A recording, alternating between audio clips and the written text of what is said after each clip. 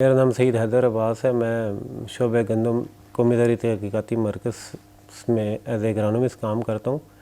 हमारे wheat farm की PRC की तरफ से डिफरेंट एक्टिविटीज़ होती हैं, जिसमें एक हमारी एक्टिविटी है कि हम ना ज़मींदारों तक पहुँचते हैं, हमारी उन तक रसाई होती है। हम गिलगित बल्तिस्तान से लेकर बलूचिस्तान तक ज़मींदारों के पास जाते हैं, उनको हम फ्री ऑफ कास्ट बीज मुहैया करते हैं, खाद मुहैया करते हैं और जड़ी बूटियों को कंट्रोल करने के लिए हम हर्बिसाइड देते हैं।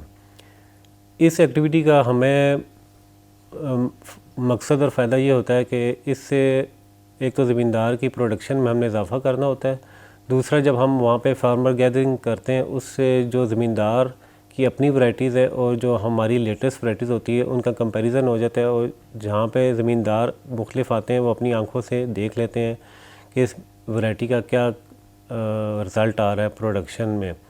और दूसरा हमें हमारी पीआरसी की डिफरेंट शोबे फसलात वाले भी ये एक्टिविटीज़ करते हैं, लेकिन गंदम की ये एक्टिविटीज़ अरसा दराज से जा रही हैं। और लास्ट ईयर भी हमने तकरीबन 17 ज़मींदारों के पास जाके हमने फार्मर फील्ड एक्टिविटीज़ करवाई हैं, और तकरीबन उसमें हमने मोर दैन 2000 फार्मर्स को और एक्सटेंशन वालों को हमने ट्रेनिंग्स दी हैं। इसमें हमारे पास दो तरीक़ाकार होता है। एक तो हम डायरेक्ट उस इलाके के ज़मींदार तक रसाई हासिल करते हैं, पहले सर्वे करते हैं, फिर देखते हैं जो हमारा ज़मींदार प्रोग्रेसिव होगा, जो हमारी बात को पिक कर सकेगा और जिसने आगे इस नई टेक्नोलॉजी को ले के जाना है। इसका हमें फ़ायदा ही होता है, एक तो ज़मींदार की अपनी प्रोडक्शन पैदावार में इजाफ़ा हो जाता है। जब ज़मींदार की अपनी पैदावार में इजाफ़ा होगा तो वो मुल्की पैदावार में भी उसमें खातिर खा इजाफ़ा होता है। तो ये हमारी शोबा गंदम की ना एक ख़ास तौर पे एक्टिविटी है, जिसमें हम लेटेस्ट वैराइटीज़ का सीड हम उनको मुहैया करके वहीं पे उनको ट्रेनिंग देते हैं। ख़ास तौर पे बिजाई से पहले हम लोगों ने स्टार्ट करने होते हैं कि कैसे वीट को लगाया जाए, कितनी खाद डाली जाए, किस स्टेज पे पानी दिया जाए और इसकी कटाई की क्या मराहल है और किस स्टेज पे काटा जाए। लास्ट ईयर हमने ख़ुद ऑब्ज़र्व किया कि हीट का स्ट्रेस आया, जिसकी वजह से हमारी मुल्क की पैदावार में खातिर खा कमी वाक़या हो गई।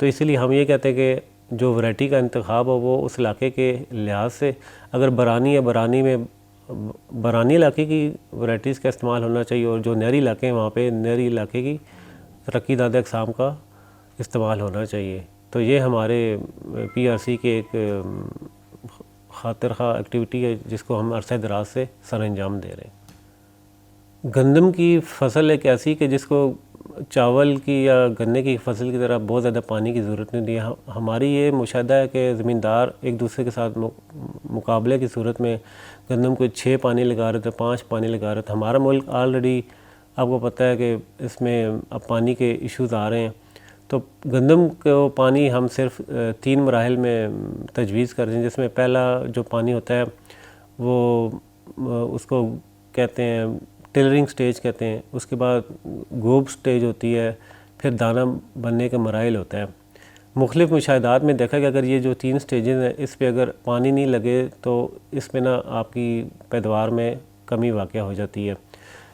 इसमें फिर आपका खादों के इस्तेमाल का भी ज़िक्र ज़रूरी है कि आपने जो फास्फोरस खाद है वो बिजाई से पहले आपने डालनी होती है, और जो आपकी नाइट्रोजनस खादें हैं कोशिश ये की जाती है कि एक बैग जो होता है वो उसमें हाफ़ बैग पर एकड़ बिजाई के वक्त डाल दिया जाए, और हाफ़ बैग जब आप मौसमी हालात को देखें, बारिश आ रही है उस वक्त आप उसमें ना यूरिया जिसको नाइट्रोजनस खादें कहते हैं।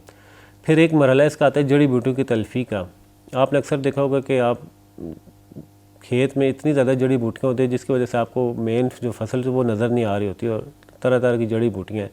जड़ी बूटियों की तल्फ़ी का एक ख़ास वक्त होता है जो कि जड़ी बूटियों के फूल आने से पहले का मरहला होता है। अगर आप उसको गंदम की बिजाई के तकरीबन 30 से 40 दिन के अंदर अंदर जड़ी बूटियों का स्प्रे कर लेते हैं तो वो मौसर होगा। लेकिन अगर जैसे जैसे आप लेट करेंगे, या अगर जिस दिन बारिश हो रही है, मौसम आपका अबरलूद है, अगर आप उसमें स्प्रे करेंगे तो स्प्रे का असरात हमें खातिर खा नहीं हासिल होते हैं।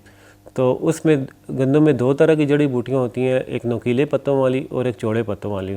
तो आपने उस इलाके के जो रिसर्च के इदारे हैं और जो तौसीक़ का डिपार्टमेंट, उनके बामी मशवरे से आपने उस का इस्तेमाल करना है कि आपने देख लेना है कि आपके खेत में कौन सी जड़ी बूटियाँ ज़्यादा, नुकीले पत्तों वाली, चौड़े पत्तों वाली। ये आपने ये नहीं हरगिज़ नहीं करना है कि आपने ना, अगर आपके खेत में ज़्यादा इशू चौड़े पत्तों वाली है तो आप स्प्रे आप नुकीले पत्तों वाला कर दें।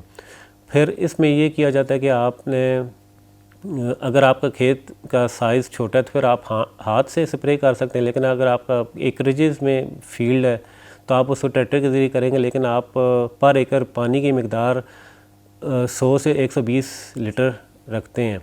और दवाई पे ख़ास तौर पे एहतियाती तदाबीर लिखी होती हैं, जिसमें आपने ना खाना नहीं खाना होता है, सिगरेट नोशी से परहेज़ करना होता है, आपने बाकायदा प्रोटेक्टिव मेजर्स करके ना खेत में वो जड़ी बूटियों का स्प्रे करवाना होता है। अगर आप इन चीज़ों को बर वक्त मद्देनज़र रखेंगे तो आपकी पैदावार में खातिर खा इजाफ़ा होगा।